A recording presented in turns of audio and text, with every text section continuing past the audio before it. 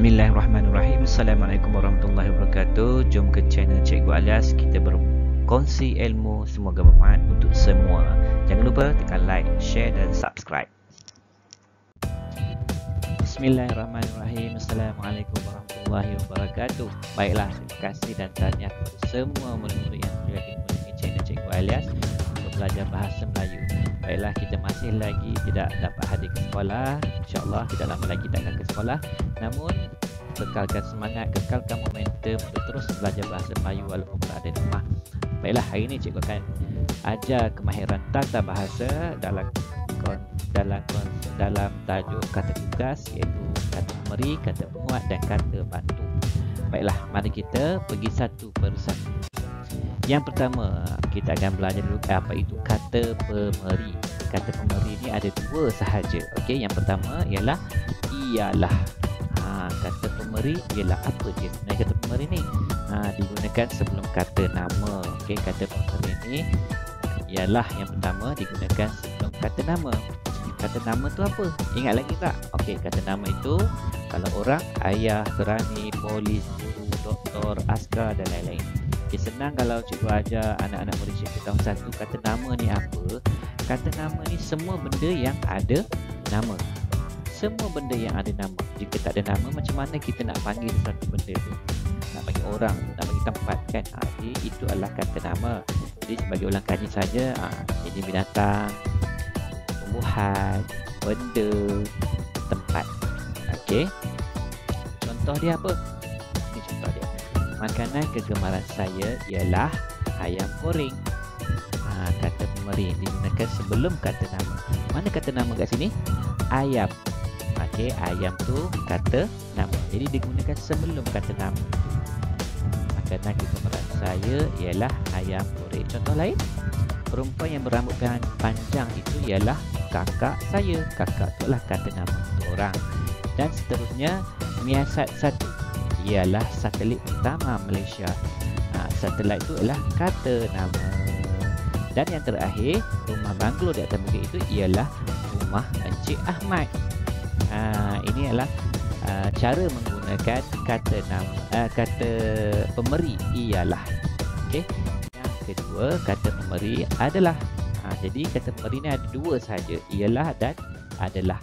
Okey, adalah pula digunakan macam mana? Digunakan sebelum kata adjektif atau kata sendi.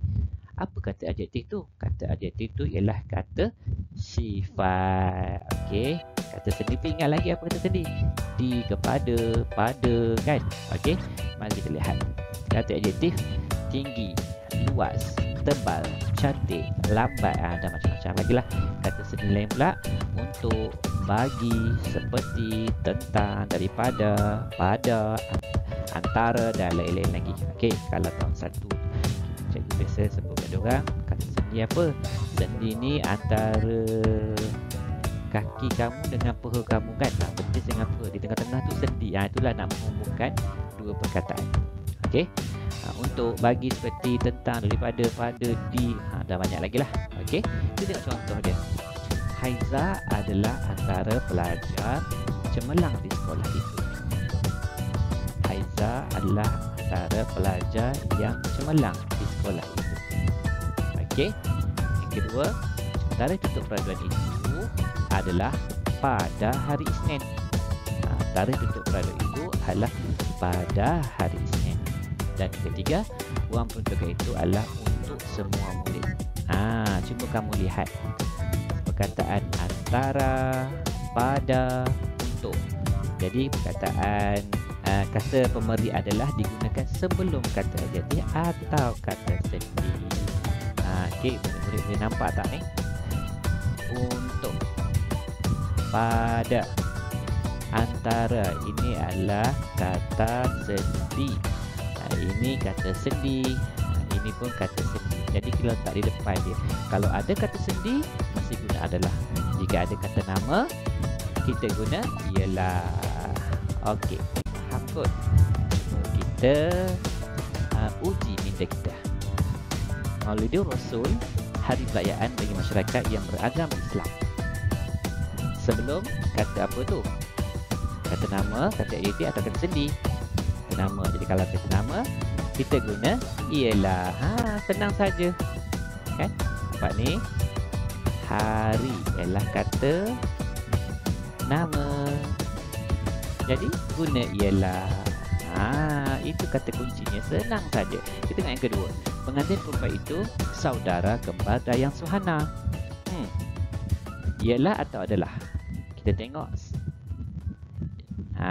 Sebelum nak gunakan kata memberi tu apa? Saudara. Saudara tu maksudnya kita guna ialah, sebab itu adalah kata nama. Yang ketiga, hadiah dalam kotak biru muda ini untuk Encik Rahman. Pasti kamu dah tahu jawapan. Bila sebut untuk, inilah kata sendi. Bila kata sendi, kita guna adalah. Mudah saja. Dan yang terakhir, keterangan yang diberi oleh saksi utama kes itu rekaan semata-mata. Apakah jawapannya? Adalah. Okey, baiklah. Kita pergi pada seterusnya, iaitu kata penguat. Apa itu kata penguat? Kata penguat ialah perkataan yang mengikuti kata adjektif untuk membawa maksud menguatkan makna. Untuk menguatkan makna atau maksud yang terkandung oleh kata adjektif itu. Kata adjektif itu apa? Kata sifat, cantik, besar, kan? Dan semua itulah mana kata sifat. Okey, ada 3 jenis kata penguat, iaitu penguat yang berada di hadapan, penguat yang berada di belakang, dan penguat yang bebas. Dia ada depan boleh, di belakang pun boleh. Okay, kita tengok satu-satu. Penguat hadapan. Agak, paling, terlalu. Agak, paling, terlalu. Okey, pakaian dipakai oleh artis wanita itu agak pelik. Agak pelik. Pelik merupakan kata adjektif. Jadi kita guna penguat yang berada di hadapan, agak pelik. Kalau kita gunakan ayat pakaian yang dipakai oleh artis wanita itu pelik, boleh? Boleh, tetapi nak menguatkan lagi kata adjektif itu, kita tambah perkataan agak pelik. Okey, contoh yang kedua. Yusni adalah seorang murid yang paling nakal di dalam kelasnya. Yusni adalah seorang murid yang nakal dalam kelasnya. Boleh? Boleh, tetapi kita nak menguatkan yang dia ni sangat nakal, kita letak perkataan paling nakal. Nakal itu adalah kata adjektif. Baik, seterusnya, Pak Aki terlalu miskin hingga tidak mampu untuk menyekolahkan anak-anaknya. Dia dah miskin. Kita nak beritahu bahawa dia sangat miskin, dia terlalu miskin. Kita letak penguat di hadapan dia, terlalu miskin. Okey? Senang saja. Seterusnya kita tengok kata adjektif berada di belakang seperti yang ibu terangkan tadi. Pelik, nakal, miskin. Semua adalah kata adjektif. Kita pergi yang seterusnya, penguat yang berada di belakang. Tadi berada di hadapan, sekarang berada di belakang. Ada benar, betul, nian, sekali. Okey, kita tengok contoh yang pertama. Baik, benar tingkah laku anak gadis Maleha. Baik, benar tingkah laku anak gadis Maleha. Okey, baik, benar. Ini penguat. Kalau kata baik tingkah laku anak gadis Maleha, boleh? Boleh. Tetapi kita nak dia nampak betul-betul baik, kita letak penguat di belakang dia. Baik, benar tingkah laku anak gadis Maleha. Kan? Maksudnya pandai betul Cik Saliza membuat kerastangan daripada tanah liat itu. Okey? Pandai betul Cik Sazila membuat kerastangan daripada tanah liat itu. Susah je sebut Sazila ni. Okey? Kemudian indah nian pemandangan di Pulau Tioman. Dan terakhir, rumah Tok Imam ialah rumah yang hampir sekali dengan masjid. Cuba kamu lihat kata adjektifnya. Baik, pandai, indah dan hampir. Okey. Ini ada penguat di belakang. Kita tengok seterusnya, penguat bebas. Penguat bebas ni amat, sangat dan sungguh. Bebas ni boleh berada di hadapan dan juga boleh berada di belakang. Baiklah. Tengok contoh ayat. Banglo yang terletak di tengah-tengah taman rumah itu amat indah. Banglo yang terletak di tengah-tengah taman rumah itu amat indah. Dia berada di hadapan, di belakang pun boleh. Contoh, nanti kita tengok ya. Agak sukar bagi Mr. Express jalan itu kerana jalannya sangat sempit. Sangat sempit. Dan yang terakhir, harga perabot yang dibuat daripada kayu jati itu sungguh mahal. Mahal sungguh boleh? Boleh. Sempit sangat boleh? Boleh. Indah amat. Dia tak sebut indah amat, indah nian. Okey, sini kita letak satu lagi perkataan nian. Boleh, nian boleh berada di hadapan dan juga boleh berada di belakang. Okey, baiklah. Cuba tengok kata adjektifnya. Indah, sempit dan mahal. Okey, seterusnya. Uji minda kita. Okey. Bas itu bergerak perlahan semasa menuju kawasan yang berfikir. Apa agak jawapan dia? Ya, agak perlahan. Kata adjektif di mana? Perlahan. Okey. Seterusnya, kuih Seri Ayu yang masih panas itu lazat dan menyelerakan. Apa agaknya? Sungguh lazat dan menyelerakan. Okey. Baiklah. Itu kata adjektifnya, perlahan dan lazat. Baiklah, kita terus pergi yang ketiga. Yang ketiga itu kata bantu. Apa ni bantu ni? Kata bantu, nak membantu. Ayat tu macam mana? Kita lihat. Kata bantu digunakan di hadapan kata kerja dan terbahagi pada dua jenis. Kata bantu aspek dan kata bantu ragam. Kata bantu ni dia melibatkan kata kerja pula. Okey, ada dua, aspek dan juga ragam. Aspek menerangkan sesuatu dari segi masa.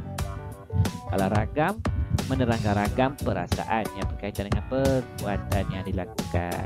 Sebab tu dia kata tadi ada kena dengan kata kerja. Okey, ada dua perkara, aspek dan ragam. Aspek itu sudah dilakukan, sedang dilakukan, belum dilakukan. Ini maksudnya kata kerja ni.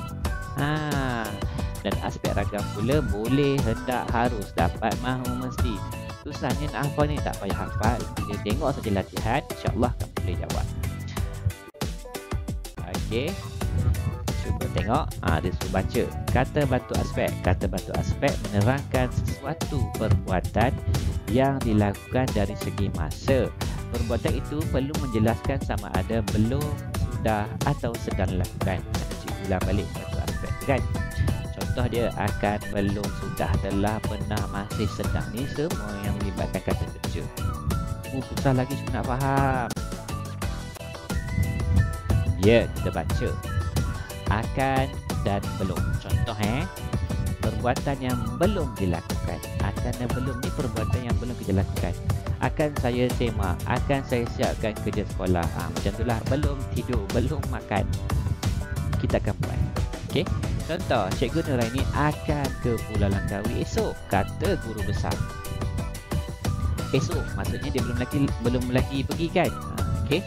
Puan Khairunisa belum menjahit baju sutra itu lagi. Belum jahit lagi. Okey, menjahit ni kata kerja. Okey. Baiklah. Ya, seterusnya sudah, telah, pernah. Perbuatan yang sudah dilakukan. Saya sudah siap cikgu, saya telah siapkan kerja sekolah cikgu. Saya pernah buat kerja sekolah ni cikgu. Contoh, Lia sudah menjalani rawatan matanya yang sakit itu. Kereta yang terlibat dalam pelanggaran itu telah ditunda. Hakim pernah memenangi pertandingan deklamasi saja pada tahun lepas. Nampaknya dah makin faham dan senang saja nak faham kan. Kamu selalu guna perkataan ni, cuma kan tak faham apakah tujuan penggunaan tersebut. Okey, seterusnya. Masih dan sedang. Perbuatan yang sedang dilakukan. Contoh, Ruslan dan Rizal masih membujang sehingga kini. Membujang tu apa? Tidak kahwin lah maksudnya. Okey. Dan Puan Marina Chin sedang berbual-bual dengan Puan Fauzia. Ya, seterusnya kata bantu ragam. Tadi aspek, sekarang ragam. Ragam dia bermain dengan perasaan. Kata bantu ragam ialah bentuk kata yang menyatakan atau menerangkan perasaan yang berkaitan dengan perbuatan yang hendak dilakukan atau kemampuan untuk melakukan sesuatu perbuatan. Contoh, hendak, mahu, boleh, dapat, wajib, mesti, perlu, harus. Okey.